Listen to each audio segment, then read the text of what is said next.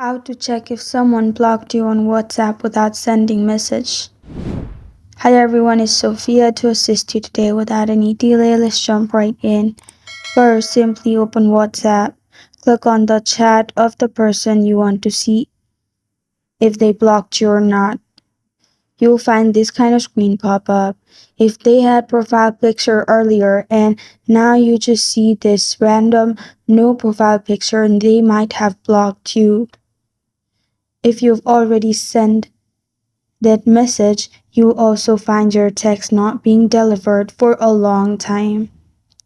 From that, you can check if someone blocked you. This is how to check if someone blocked you on WhatsApp without sending message. Thank you for joining me today. If this video helps you out, please leave a like and subscribe for more. Got a question or want to suggest a topic, comment below. I am Sophie signing off. Until next time.